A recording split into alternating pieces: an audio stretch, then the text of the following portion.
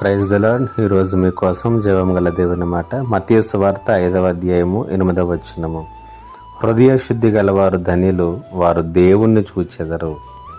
చాలా సందర్భాల్లో మనము చూసేటటువంటి వ్యాపార ప్రకటనలు కావచ్చు, కొన్ని యాడ్స్లో కావచ్చు, వాళ్ళు తెలియచేస్తూ ఉంటారు, మీరు ఈ హీరోను కలుసుకునేటటువంటి అవకాశం, ఈ హీరోయిన్ని చూసేటటువంటి అవకాశం పొందుకోండి, మా సోప్ కొనటం ద్వారా లేకపోతే మా పేస్ట్ వాడటం ద్వారా మీరు లక్కీ విన్నర్గా హీరోయిన్ని కలుసుకునేటటువంటి అవకాశాలు మీకు వస్తాయి అని చెబుతూ ఉంటారు.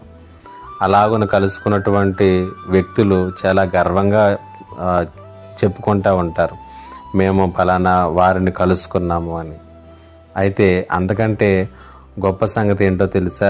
మత్తయి సువార్త 5వ అధ్యాయంలో మనం చదువుకున్నటువంటి మాటలో దేవుణ్ణి చూచేటటువంటి అవకాశాన్ని గురించి ఇక్కడ మత్తయి సువార్తికుడు తెలియజేస్తున్నాడు. ఈ లోకంలో ఉన్నటువంటి మనుషులను కాదు కానీ సృష్టిని, అందరి సమస్తమును సృజించినటువంటి గొప్ప దేవుడిని, తన యొక్క ఆత్మను మన యొక్క శరీరములలో ఊపిరిగా ఊదినటువంటి దేవుణ్ణి కలుసుకునేటటువంటి అవకాశం ఉన్నదని తెలియచేస్తున్నారు. అయితే ఎవరు దానికి అర్హులంటే హృదయ శుద్ధి గలవారు. శుద్ధమైనటువంటి హృదయాన్ని మనం కలిగి ఉన్నప్పుడు, పరిశుద్ధమైనటువంటి జీవితాన్ని మనం కలిగి ఉన్నప్పుడు దేవుణ్ణి చూడగలుగుతామంట. అనగా దైవికమైనటువంటి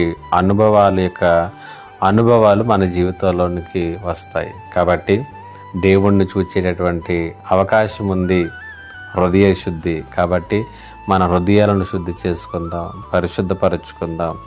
లోకమునకు, పాపమునకు దూరంగా జీవిస్తూ దేవునికి దగ్గరవుదాం. పరిశుద్ధాత్మదేవుడి మాటల చేత మనల్ని బలపరచునుగాక.